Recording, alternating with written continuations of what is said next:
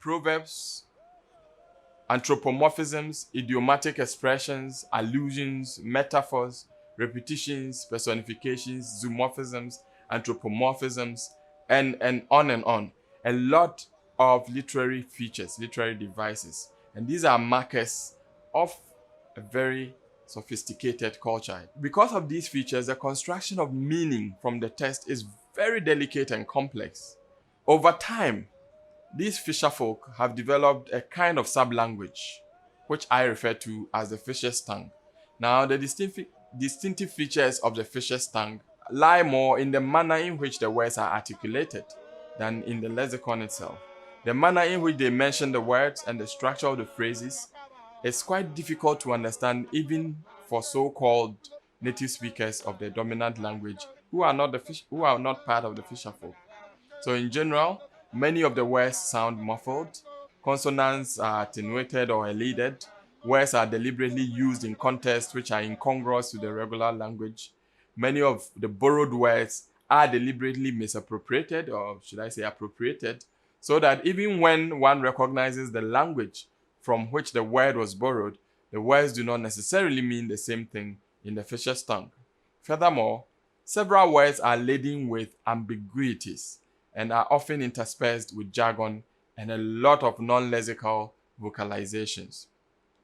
Now, this deliberate use of ambiguities have a purpose, and the purpose is, among them, one of what Turner refers to as multivocality or multivocalic signifiers. The ability to creatively have systems where you can have multiple meanings at the same time. And that is a safety feature. Debrah calls that the repudiability principle.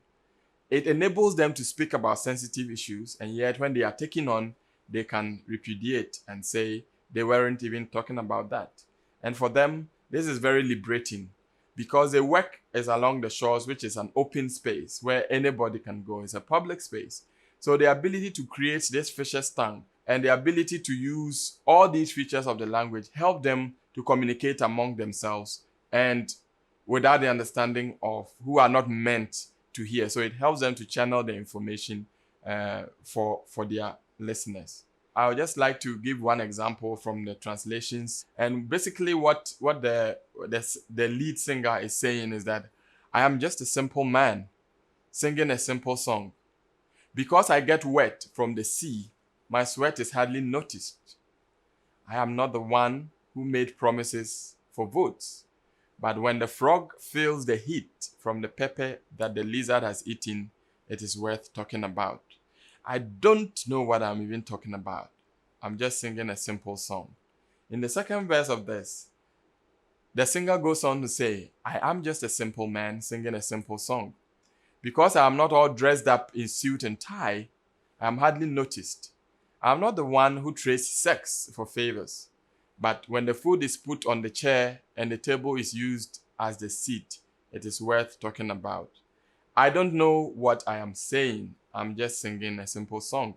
Now, in the last line of each of the verses that I read, the singer claims that he doesn't know what he's saying. But the content of the song is popular knowledge. It is news, mainstream news. Some of it are political issues about government appointees who are appointed on the basis of sex, or who the general public think that they are not qualified, but because of certain reasons they are appointed. And so songs like this help them to give and run commentaries about rather sensitive issues. And then because of these features that I already mentioned, if you take them on, they will say they were not even talking about that. This is the element of repudiability that I'm talking about.